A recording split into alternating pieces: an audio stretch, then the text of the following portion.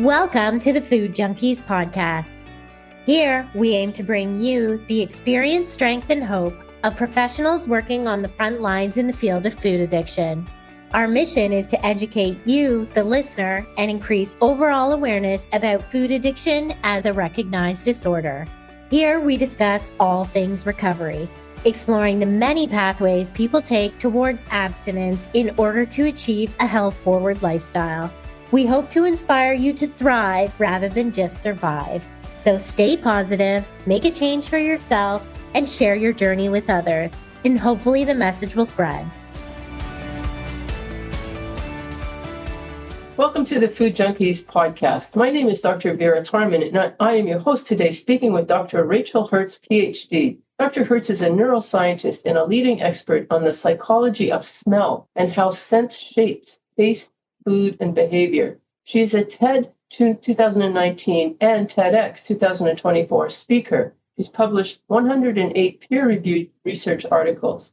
Dr. Herz is faculty on Brown University and is frequently called upon as an expert witness in legal cases involving smell. She is the incoming president of the International Society of Neurogastronomy.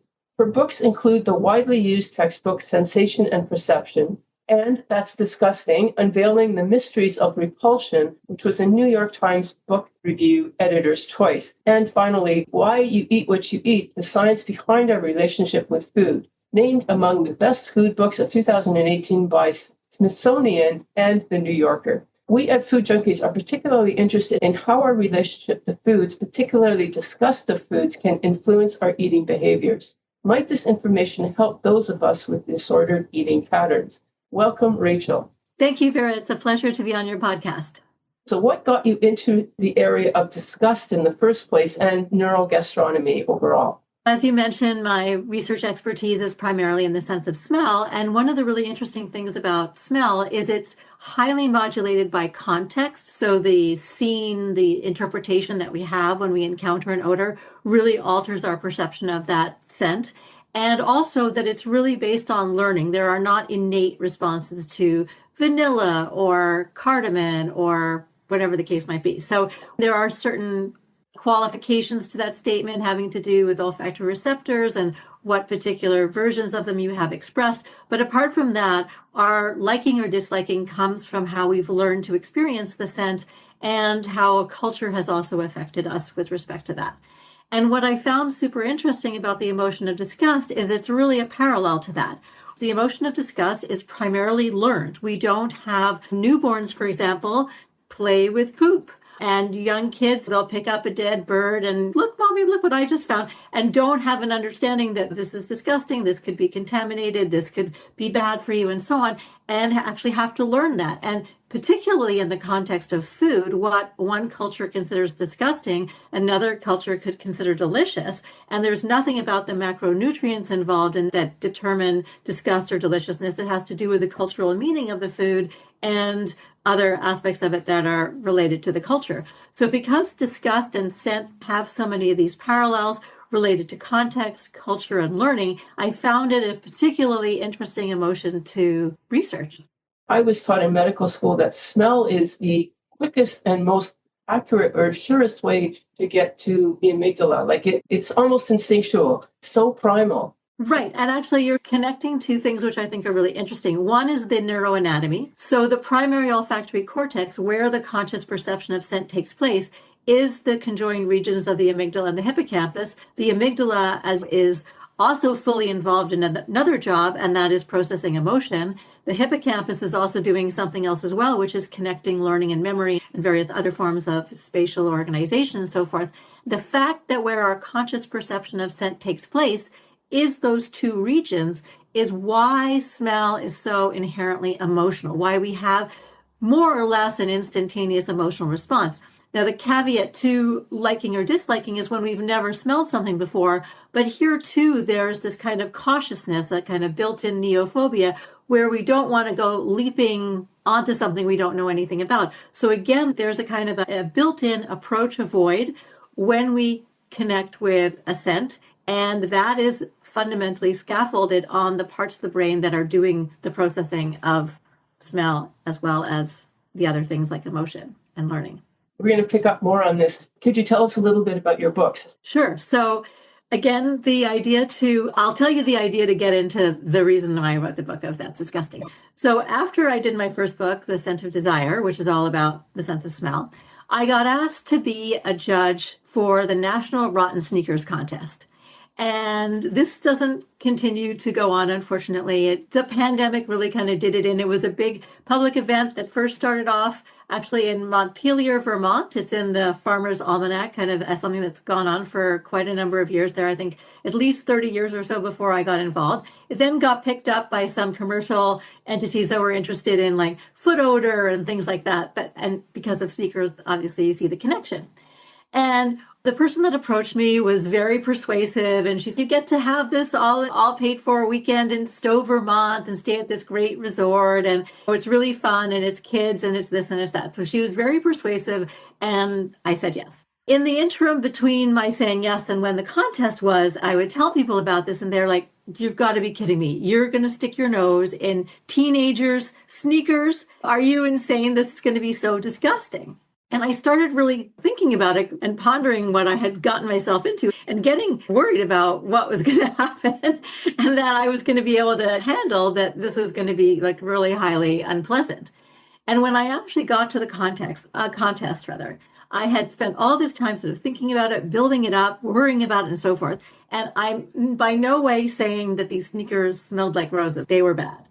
But my psychological and sort of preemptive mental effort and things that I had imagined it would be like, it was actually far less bad than it was. And I realized how much thinking, literally thinking, the thinking process was involved in our perception of disgust and how it's all relative and how we construe it and so forth.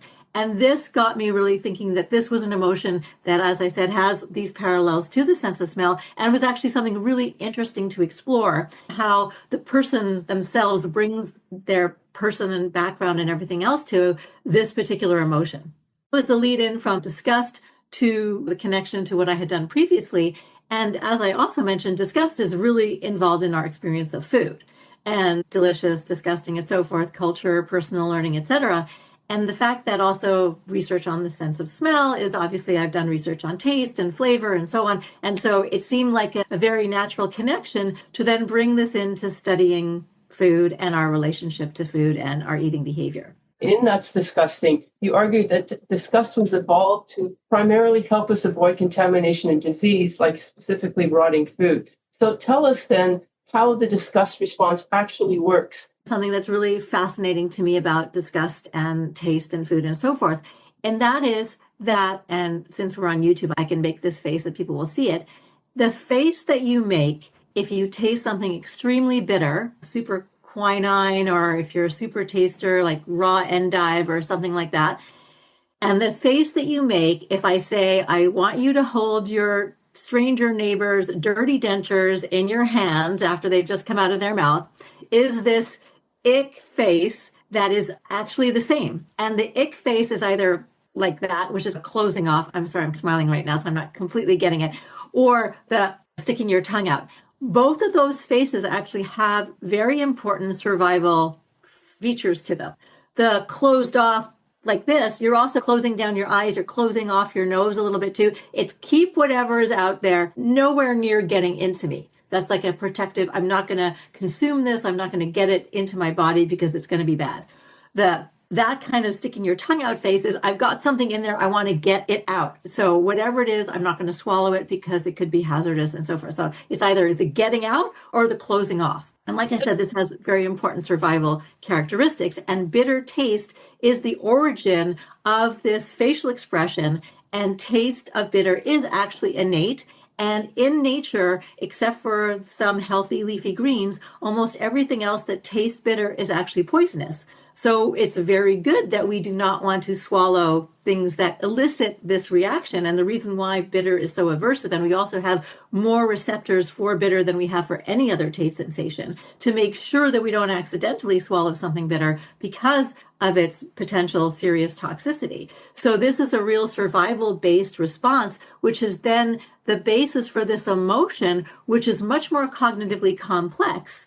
And takes with it this sort of origin of rejecting things that are bitter tasting, could be poison, to thinking about things that we don't want to incorporate into us and we want to get out of us, which are very complex. The image that I got was when somebody sneezes in your face, and it's the same reaction of, ugh, and you want to close, exactly, because you don't want those germs to go into you. Makes sense. So the origins are in taste and the get out the poison. But exactly, the next step in terms of the avoidance from a survival perspective is contamination, specifically avoiding disease. So someone coughing on you, sneezing on you, et cetera, I want to get away from that because of the fact this is someone spreading their bad germs on me. Even if I just caught something in my throat, you may not know that. Better to be safe than sorry. However, this is something that you've learned. The only part of disgust that you haven't learned is that get that bitter thing out of my mouth. But when you were a little kid and someone sneezed on you, before you might have thought, ooh, I'm wet, but you wouldn't have been thinking, oh no, this person is sick and I'm going to get sick. That's actually something that we've had to learn. And all the other levels of disgust, representationally, bodily fluids, people's behavior, which is also an aspect of things that we find disgusting, and so forth, sexual, quote unquote, deviance, these things that are repulsive to us are based on having learned the meaning of them and that they represent this kind of deviance, which could be contaminating and also dangerous. Because the other thing that's so interesting about the emotion of disgust, all of our emotions are there to help keep us alive. Most of our other emotions respond to things that are very much in the moment, like fear. There's a tiger about to leap on top of you. You don't even you don't think about it. You're just going to escape. There is some really positive thing happening. You're just going to smile and try to go towards it. Disgust actually requires thinking about the fact, and even if you haven't consciously registered it, that if this thing gets into me, I'm not going to necessarily drop dead in the instant. It could take days or weeks for me to get sick. It could take however long also for the fact that I swallowed this poison for me to actually succumb to it. So there's a very slow contingency connected to the emotion of disgust, which is not involved in our other emotional experiences. And because of that, it requires this more elaborated cognitive scaffolding and thinking, and also learning directly that don't do this because it's going to lead to that, rather than having to learn the hard way. So in terms of taste, the only thing that warns us of danger is the bitter taste. Anything else that we have discussed is learned. Correct. But when I think about eating insects, I feel repulsed by that. Do you want to elaborate on that? Yeah, so that's completely cultural. So there are many South Asian cultures, as well as South American cultures, where insect eating is actually not only something that's done, it's actually something that's good that's done. And there are all kinds of food preparations for it that make it delectable and so forth. And the best example I can give to this that people can relate to is the idea of eating lobsters. So lobsters are actually gigantic insects that live in the water. Okay. So if you start thinking about that, you're probably not going to want to eat lobster. But when lobsters were first in North America, they washed up on the shores in New England everywhere. They were literally vermin of the sea.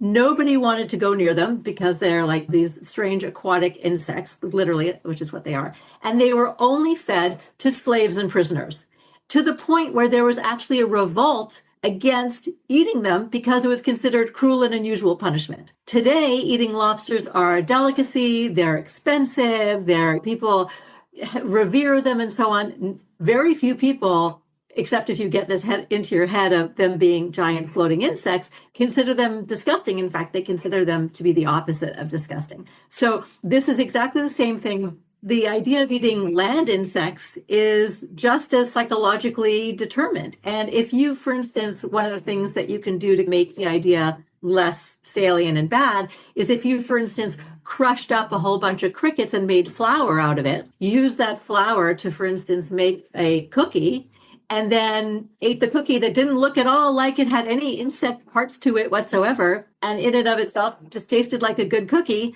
This is sort of like a stepping stone to be able to then accept what this was actually made with cricket flour. And the good thing about cricket flour is it's high in protein, there's very low fat, it has all kinds of good things for you. So you can really get over this psychological hurdle by reconstruing, first of all, the idea of it as being good for you, and secondly, hiding it. So I'm not looking at these wriggly things that I've just fried up for you. But then potentially one day you can get to that. And if you do eat it, surprise, it just tastes like crunchy, salty, tasty, like a potato chip. I've actually done this, but the trick is actually really getting it into your head as being something positive and being something that you're willing to explore rather than saying, oh my God, no way, gross insects, I would never eat them. What about like feces? Children don't mind feces, but we as adults do mind feces. And is that because it's just learned? Would we otherwise not care? Yes, we would not care. There are a lot of cultural examples where, for example, the modern sewer system is not available and bodily fluids, feces, human waste, etc., is much more prevalent. Not that we have learned, and this is a good thing, that diseases, and all cultures have taken on to understand this, that diseases can be transmitted through fecal matter. So that's actually, we have learned that. But from the point of view of the degree to which we want to hide it, get rid of it, consider it absolutely abhorrent, there are many levels of that have to do with cultural experience and cultural sort of dictates about civilization, hiding private behavior, and so forth, that are highly variable across different cultures. And so people respond to them differently as a function of that. And before you learned or were taught in some way or other that there's a disease contamination component about something that comes out of your body, there's no reason to say something that comes out of my body is gross. I want to take this a little further, even the idea of something that comes out of your body that then going back into your body is awful. And a really good example of this is actually saliva. So you have saliva in your mouth right now. I'm just going to ask you, is it bothering you? Not at all. Okay. So if I were to say now, I want you to spit into a glass and then I want you to drink what's in that glass. Yeah, sounds gross. Right. And if you do it and if you see it, you're also very repulsed. But literally 3 seconds ago, that was in your mouth. Nothing has changed. It got some air. That's about it. You could get that same air if you opened your mouth and breathed in. But suddenly something that was on the inside of us went to the outside. And then I'm asking you to bring it back in. And this something is a certain type of bodily fluid. And it's interesting to me, for instance, that saliva becomes repulsive in this sort of internal to external, but tears do not. Tears are actually very interesting, and it can be tears of joy, tears of sadness, tears because you're chopping an onion. But tears seem to be, I would say, an exception to the something that was in me that went out, and now I'm not repulsed by it. And maybe because it's the eyes, maybe because it also is already a little bit on the outside, because it's not like tears came from back here and then had to get out some way. So I think that there's some interesting things, but I think also the emotional connotation, even when it's just from chopping onions, and because of its relationship, especially to sadness, which is an emotion that generally elicits empathy and sympathy and wanting to help, that may be a reason why fundamentally we don't have this went from the outside to the inside. We also don't learn that there's anything wrong with tears. We do learn there's things wrong with spit and urine and sweat and feces. Blood is another very interesting thing. Again, I think really demonstrating the learning component here. Menstrual blood is considered disgusting, and there's a long history of misogynist and also a whole variety of related concepts to that women's blood from the uterus is bad. But if I cut my arm, there's people that may have phobias to that. I don't want to see blood. I don't like injections and so forth. But it doesn't have the same disgust connotation as for many people, especially men. Menstrual blood has this really negative disgust connotation, which is totally learned. Does not need to be like that at all. You talk in the book that really illustrates the learned aversion is like with kissing. Now you've got somebody else's saliva in your mouth. That would be disgusting, except in that context, it's not. Exactly. And then it begs the question of some of the sexual perversions where other bodily fluids are included, and they're not disgusting in that context to those people. So really, most of our disgust is learned, you're saying. I would say all of it other than bitter taste. Other than bitter taste. How do people start with food avoidances? And that might be from children with the ARFID, food avoidance. Can you comment on that? How do we develop that? Typically, there is a developmental sort of potential bad period of time for children who may become extremely picky eaters. And this seems to be actually related to other emotional states that are going on at the same time. Obsessive compulsive disorder is highly connected to getting this extreme picky eating. So is anxiety. There could be family dynamics that are also involved that bring on a child's refusal to eat a variety of different kinds of foods. But typically, something that happens, I would say pretty much I would assume almost all of us, is that we've had an experience where we are eating something that we've eaten before and we haven't had a problem with. And then coincidentally in time, we get some kind of stomach aversion bug or something where we end up being sick in the toilet for some period of time after having consumed that food. And then we make the connection, because it was the last thing that we ate, that the reason why I'm suddenly sick is because of the food that I ate. Now, sometimes it could be true. Sometimes you could have gotten food poisoning from that food. That's normally fine. And in this case, became contaminated. Or you did actually eat something you shouldn't eat, that pretty red berry that actually we should stay away from. Or it actually has nothing to do with it, but because of the fact that it was the last thing that we consumed, we make this connection, and that connection is extremely difficult to break out of. Now, the reason why it's extremely difficult to break out of it is actually because you don't want to be eating that pretty red berry again, because it is going to make you sick. So we have this built-in one trial aversion learning. If after I ate whatever it was, I got sick, regardless of the reason why, it's extremely hard to get me to go back to consuming that again. Even if I can tell myself rationally, I know that I was with so-and-so who had a stomach bug, and just because I also ate a pepperoni pizza that day, it wasn't the pepperoni pizza that made me sick. It's because I got Susie's stomach bug. Doesn't matter. I don't want pepperoni pizza again. And the critical thing is actually the aroma of the pepperoni pizza, and seeing the full pepperoni pizza is what is doing it to me in terms of the aversion. The taste of salt, for example, and the reason I'm making a point is that this is typically referred to as a learned taste aversion, but taste is actually a very simple sensory system. It's salt, sour, sweet, and bitter. It's the aroma of the pepperoni and seeing this pepperoni pizza that is what is making you feel repulsed by it, not the taste of salt. That was the taste component of what you ate. One trial aversion, that's all it might take. If you had an extreme reaction, that child, something may have happened in his or her environment, one trial, and now they don't eat that food anymore. That's if sickness is the cause. If it's like this developing of this very picky eating, That's something else. That typically does not have, it can have an origin where they did eat something that made them sick and then they generalized all things that are like that. However, it's much more likely that it's connected to other things that are going on in the child's life and emotionally that then make food for a child that has ARFID, which is avoidant restrictive food intake disorder, or like extreme picky eating. Food is frightening. It's not necessarily even disgusting. It's terrifying. And so this fear aspect of it is really more of the driver than the disgust aspect. When we've had an episode of vomiting and so forth after eating a food, and now we've decided that food is bad, that food actually elicits the disgust response, not a fear response. So there's a different emotional mechanism involved.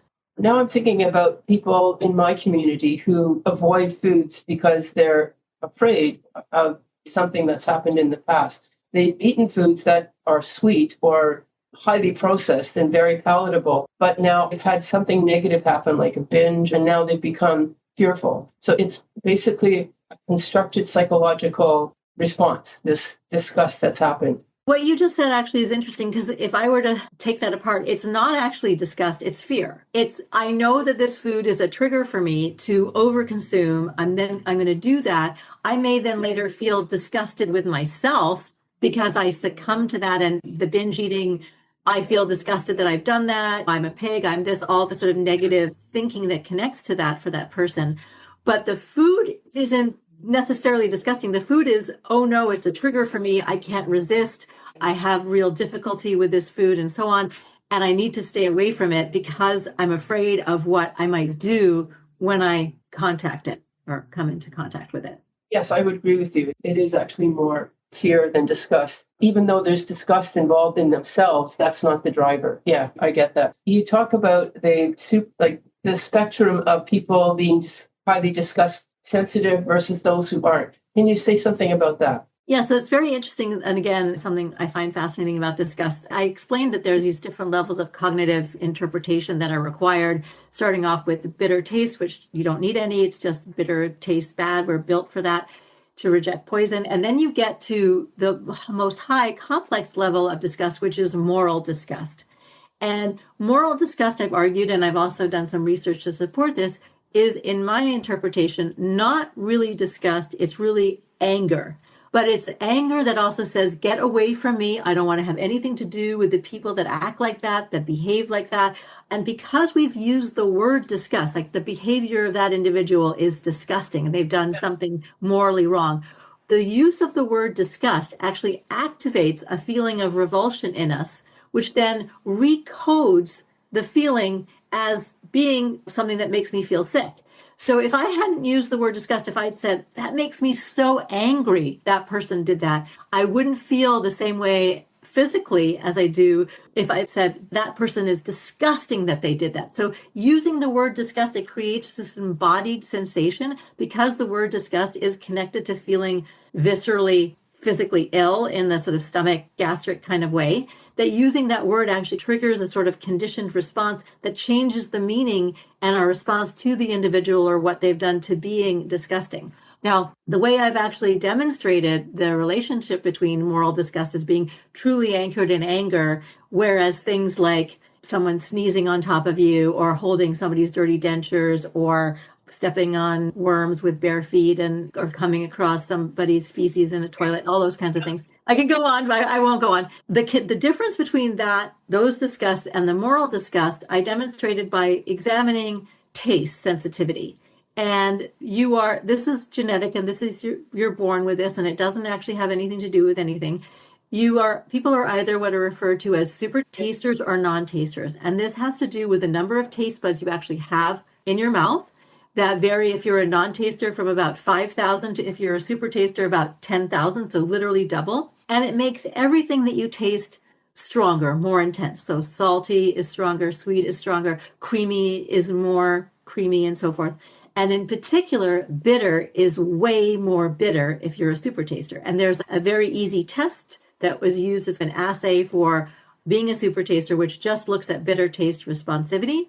And it's to a particular chemical compound that if you're a non-taster, you don't perceive it. If you're a taster, you can perceive it as bitter, but it's not the most awful thing you've ever had in your mouth. And if you're a super taster, it is absolutely horrible. And this is based on genetics. So your genetic ability to respond to this particular compound, which is then correlated to the number of taste buds you have and being one of these three types of tasters. So what I looked at was people, whether or not they were a taster, a super taster, or a non-taster based on this taste assay by using this particular compound, and then looked at their sensitivity to different kinds of disgust, either physical types of disgust that I've already gone through, I won't list again, or moral types of disgust. And what I found was that people who were super tasters were more emotionally disgusted by all those visceral physical things, but they were not more disgusted by moral things than any of the other types of tasters. So in other words, being extra sensitive to bitter and taste in general, so the scaffolding upon which the emotion of disgust is built, does not make you more sensitive to moral transgression. It does make you more sensitive to these physical, emotional disgust transgressions, and that's related. So why taste is not correlated with anger and other emotions, it is, though, connected to disgust, and that's what shows the bifurcation there. Would you explain why in our community some people struggle more with eating than others because they are super tasters? They respond more to the foods just because they have more taste buds? It could be that, or it could be the opposite, especially because what you're dealing with is psychological. So people who actually are non-tasters tend to eat more because they don't get the same, for instance, creaminess. So the ice cream is not as creamy, so they want more ice cream to get more creaminess, whereas a super taster be like, this is really creamy, I'm getting my hit, I don't need to consume more. And same with sweet, same with salty, the potato chip, and so on. So non-tasters actually are more likely to be overweight than super tasters just in general because they have fewer barriers to consumption and they potentially want more to get their dose, as it were. And because what we're dealing with is people who are afraid of eating too much, it is possible that the people who you deal with who are not tasters are more afraid because they know once they get going, they're really going to get to the bottom of the cookie jar or the potato chips or the ice cream tub because they actually want more to get that sensation that they're craving. That actually makes a lot of sense. Hey, Food Junkies listeners. We're just going to take a quick break here to share with you something our team thinks could help benefit your recovery with food, body, or self. Thank you again for listening. Hey there, Food Junkies listeners. Here's something I want you to think about for a second. When did you last truly feel steady in your body? Not just pain-free, but genuinely stable. Confident in how you move, like your body was working with you instead of something you were just managing. For a lot of us, especially those of us in recovery or navigating midlife or spending long hours sitting, standing, grinding, that feeling has quietly slipped away. And most of us don't even notice until something shifts. A stumble, a moment of hesitation on the stairs, a back that just doesn't recover the way it used to. Here's what nobody tells you though. Getting that back doesn't have to be complicated. Megan Sloan is a registered massage therapist and osteopathic practitioner with nearly 20 years of clinical experience, and her whole approach is built on one idea, that the body doesn't need more, it needs a better foundation. Her Back to Basics workshop is happening live on Saturday, April 25th. That's 7 a.m. Pacific, 10 a.m. Eastern, 5 p.m. UK, and it's just 90 minutes of practical, no-equipment movement strategies you can start using the same day, while you're walking, standing, going about your normal life. Live attendees, it's just $25 US. Can't make it in person? Grab the home study version for $35 and watch on your own time. No fitness level required, no extra time carved out of your day, just simple shifts that help your body feel strong, steady, and supported for the long haul. If any part of what I just said landed for you, that's your sign. Saturday, April 25th. Link is in the show notes. Now back to the show. If you have enjoyed this episode, please let us know. We love to hear from you. Kindly leave us a review on whatever platform you listen to our podcast on.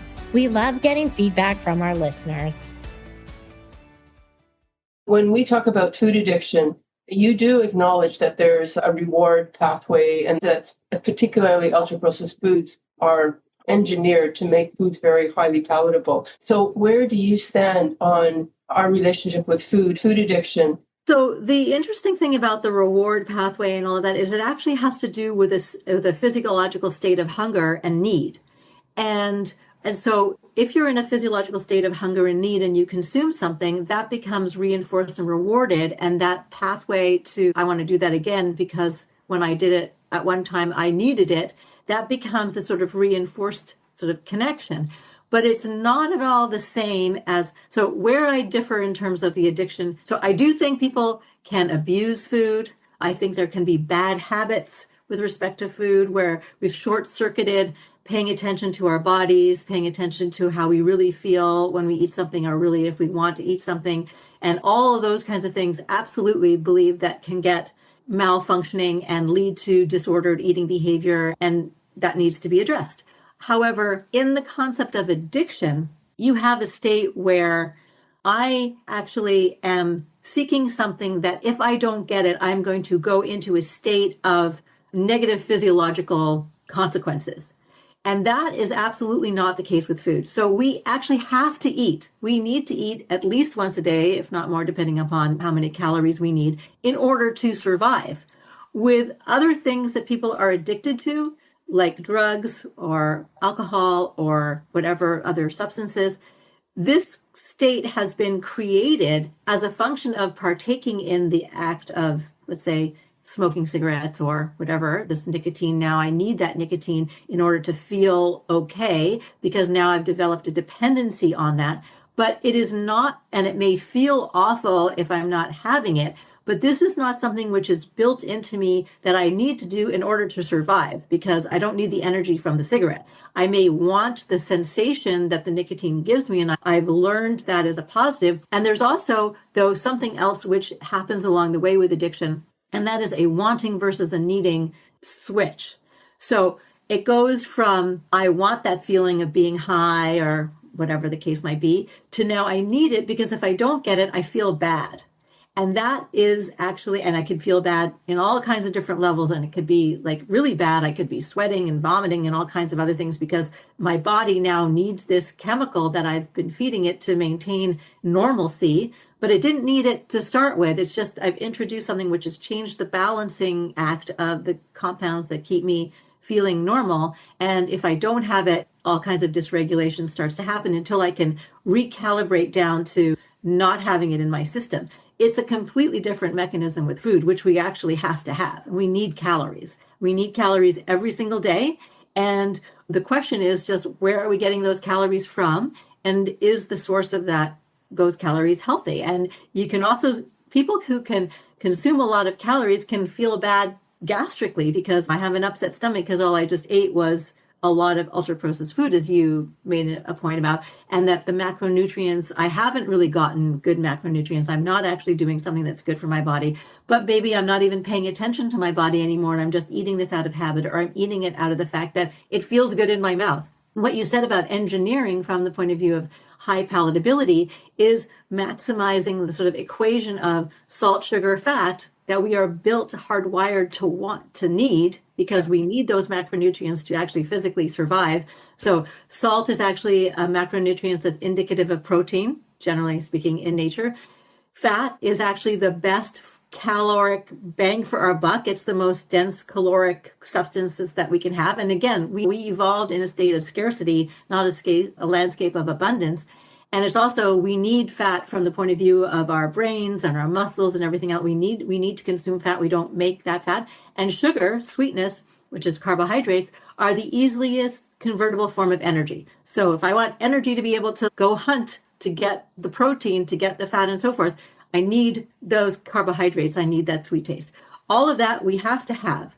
Now, when I'm a food manufacturer and I'm trying to get you to buy my product, I know that salt, sugar, and fat are like key inherent ingredients, and I can figure out how to make a food taste really good with the right combinations of all those things that, yes, when I have whatever it is in my mouth, does produce a lot of pleasure. But maybe after I've eaten a certain amount of it, my stomach doesn't feel so good, or I feel really tired, or I feel then there's a cascade of negative, self-reproachful guilt, emotions, shame, etc., that could happen because I yielded to the temptation and so forth. So there's a whole lot of other things going on with that, but food itself is not addictive. We have to consume it. I'm thinking about ultra-processed food. Is it possible that there be a bitterness to something, but that the enhancement of the sugar, salt, fat can fool the body, fool our taste sensors? Yes, you could actually have something which starts off bitter, or there's a bitter component, and the different chemicals that go into it have blocked it, masked it, done both of those things to it, so we are not able to perceive it.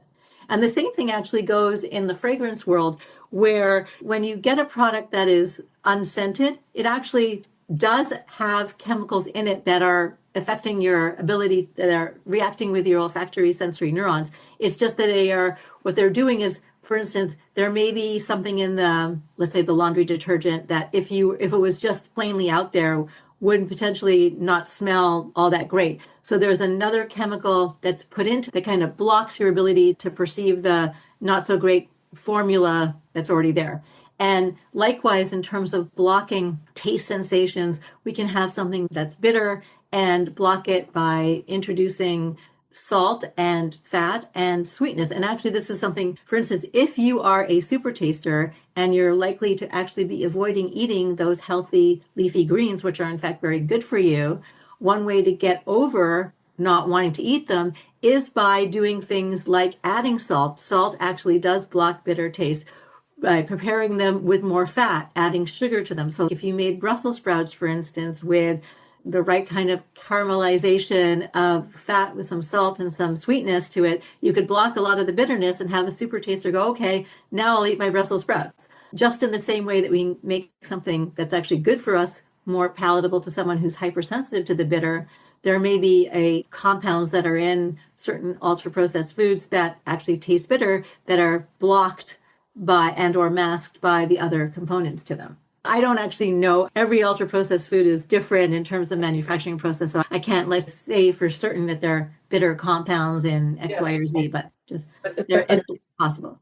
Where I was going with that idea is that ultra-processed food, if you actually look at what it is, there's not even food in it sometimes, like it's all food product. So why are we not inherently disgusted by it? But your explanation is there may be no bitterness, or the bitterness is masked. Correct. But it's also the case that we could psychologically tell ourselves to be disgusted by it, transforming. I'll give you some examples just in terms of the way that our brains can transform food into being something that you wouldn't want to eat. And I'm not advising this, but for instance, if let's say you were eating pea soup and very homemade, all good ingredients and so forth, and someone came up to you and said, that looks like vomit. You might go, oh no, don't, why did you say that? Now I don't want to eat this pea soup. If you're, especially depending upon how susceptible you are to other people's kind of labeling. And now, but the point is that this person tried to change your interpretation of what you're eating from something that you liked into now I've made it seem as if it's something disgusting. So one way potentially to try to alter our responses to ultra-processed food is to think about the fact that they are all kinds of non-food ingredients,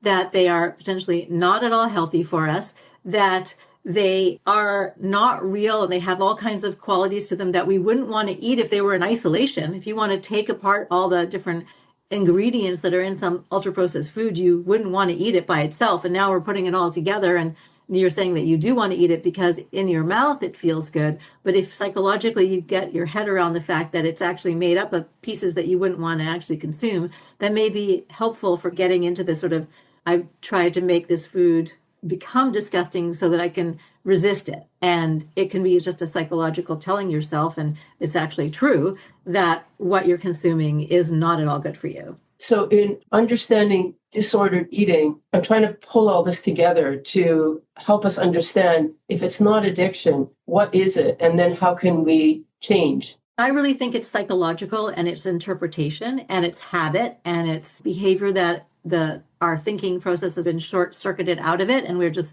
doing it, and because it feels good, for instance. And if we instead become more intentional, more thoughtful, and even manipulative of ourselves in a way, and say that the ingredient list, so one thing to do is, if you're getting some ultra-processed food, read the ingredient list. And how many of those ingredients do you even recognize as being anything? Can you pronounce it? Like, what is it? And if you were to look it up and find out what it was, would you want to actually eat that? And that may be a way to help you say, okay, you know what? I don't really want to eat this food that has all these different ingredients in it that are really not necessarily helpful or in any way good. And therefore, I don't want to eat it, and it's actually gross because it has all these things in it that I wouldn't want to eat otherwise.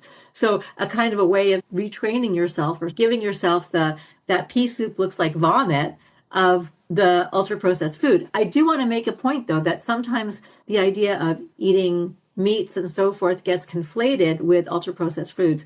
That vegan Impossible Burger is made out of just as many ultra-processed, if maybe not more, ingredients than the meat burger that was manufactured, that may have extra ingredients in it to make it shelf-stable, and et cetera, and so forth. It's not that eating meat is bad versus being a vegetarian or being a vegan, and you just have to be careful in all cases not to eat foods that have been highly adulterated, highly altered, and highly constructed. So the basic thing, I think the most important thing, and this is just common sense, is you just want to eat whole foods. I go back to the sort of the wisdom of the grandmothers. And if you can, there's also issues that are related to having the finances to do this, the time to do this. But if you can either buy or grow your own stuff, or when you go to the grocery store, buy the specific ingredients that you're going to then bring home, the actual raw, real food ingredients, and then you're going to make your chili from that rather than buying the can, that would be so much better for you, for instance. But again, this is a situation of privilege. I can afford the time to go and buy those foods and make the foods. And it's also probably going to cost more often to buy the individual ingredients than if I just buy the can. So there's an issue here which is potentially non-equitable, and this gets into something else entirely. But the idea of getting real food and just cooking with real food is the key to health. In terms of practical interventions, one, it sounds like it's basically we're trying to undo what the food industry has done for us. Like they've made ritual of eating, overeating, part of celebrations. They've made it acceptable to eat at throughout the whole day and to eat as much as you want. They make food so strong smelling, like you walk by the bakery and you're just compelled to go in. Can we change those, make those work for us?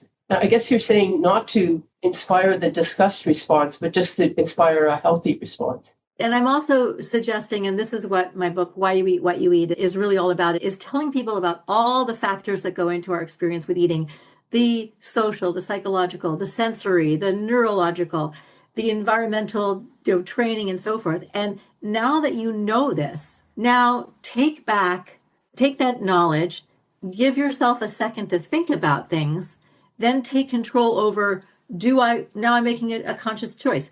Now that I realize that the scent from the Cinnabon kiosk, which is not actually baking any Cinnabon, that there's no ovens in there, they're pumping out that aroma, and the aroma is highly palatable. But go, okay, I can smell that. I realize that this is enticing, but am I actually hungry? And do I really want to eat a cinnamon bun if I am hungry? And if I do eat a cinnamon bun, or if I buy a cinnamon bun, do I have to eat the whole thing right now? Can I have a few bites? Maybe I put it away, I have some more later. I don't believe that anyone should be restricting and restraining and anything like that. I totally believe that everything is fine in moderation. And you definitely want to give yourself pleasure from food. That is one of the main pleasures of existence. So if you can give yourself some pleasure from food, absolutely do it. But do it with consideration, do it with thoughtfulness, do it with an understanding of all the things that go into making you want to eat that. And then ask yourself some questions about it while you're consuming it.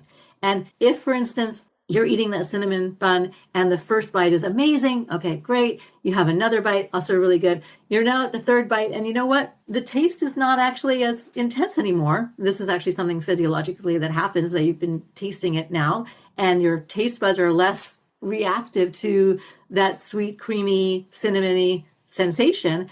Now that I'm not getting as much from it, and if I'm not really hungry and I haven't just run a marathon or whatever, you know what? I'm gonna stop eating it right now. That doesn't mean I'm not gonna throw it in the garbage, or maybe I will, but I don't have to. I can come back to it later and then get that real high from those first few bites of it, and then say that's really what I wanted. I really got that pleasure. I don't need to go further because the pleasure is actually diminishing as I go further. If a person can't do that, which a lot of our people can't, how would you explain that? Even though they say, I'm not tasting it anymore. In fact, I feel disgusted. I have to say, this is where my expertise does not really I can't really be helpful here. I know there are people that really do feel this loss of control, and they just become, the food is really controlling them.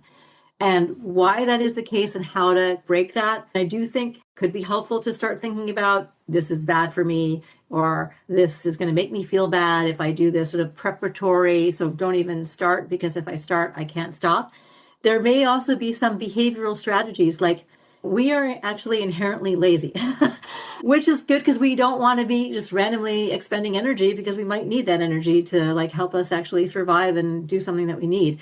So if you have whatever it is that you are going to be triggered for and overconsume, put it somewhere out of reach. So you may have taken a bite of whatever it is. Now move it across the room, and you're sitting somewhere else, and you actually have to get up to go get it. And then if you bring it back to you, now take it and move it somewhere else where you have to get up and go there to get it. And even if you do keep on getting up to go get it, you are still giving yourself maybe a little time in between to say, do I actually want to get up and get it? Do I need to get up and get it? How am I going to feel after I've gotten up and gotten it? What would you say with this? So we see cigarette smoking. We have plastered the diseased lung on top of the package of cigarettes. So the people look at it, have to go through that moment of, oh my God, that's disgusting. Could we do that with some of the more obviously bad ultra-processed foods? Have a picture of somebody with a diabetic foot. What do you think about? So I don't really like that. I'm not really someone who wants to turn food into something disgusting and unpleasurable. And I actually think it's okay to have, I grew up in Montreal, and there was a certain kind of tourtière, la belle fermière tourtière, the pretty farmer's wife tourtière, a meat pie. Meat pies are notoriously, and this is before even ultra-processed food got to be such a big thing. Anyway, meat pies are filled with preservatives and lard and all kinds of stuff. It tasted so good, though. I remember eating it as a kid, and it would also be something, my parents were going out, the babysitters staying with us. That was a sad thing. You get to have tourtière. So in any case, I don't want people to say, no way, I'm never going to eat tortilla again. Look at the diabetic foot or whatever. I want people to be able to say, you know what, I can have a little piece of tortilla. I can have a small piece of whatever that is. I don't want to have to think it's horrifying and horrible. I want to be able to get to the point where I have an understanding of myself in relation to that. And I can take the small steps to try to not lose myself in the food and not have the food control me. We're coming to a close. I just want to say I really enjoyed both the two books. Do you want to tell us a little bit about each book? Because I think people should read them. Thank you. Yes, so That's Disgusting is really all about the emotion of disgust. And a lot of it I've talked about how it's based in learning and context and experience. It's also a really interesting emotion because, as I said, it's all about survival. All of our emotions are there to help us stay alive in some form or another. And the very interesting relationship of disgust to fear of our own death, and the fact that actually humans are the only creatures, as far as we know, that experience the emotion of disgust. Animals will spit something else that tastes bitter. Again, that's the prevention from consuming poison. But having this sort of emotional response to feces or blood or whatever the case might be, that's a really uniquely human response. And it has to do with all the psychological signs and signals and symbols of the fact that we're mortal and that our lifespan is finite, and that these various types of things are in fact reminders of our death, and that it actually also leads to the worst forms of human behavior, denigration, and so forth. And I really think that there's a really interesting philosophy behind the emotion of disgust, as well as the sensory and the psychological and the other things we've talked about. And why you eat what you eat. Yeah, like I've already said, so this is a book that's really about all the features that go into our experience of food. I've been told it's also funny. So that people enjoy reading it. So I hope I was successful with respect to that. So it tells stories of different kinds of people with different sorts of experiences. All my books actually do that. I try to bring in the human sort of examples. And really what I'm hoping is it really gives people an understanding of there's so many things going on when we're confronted with food we don't realize.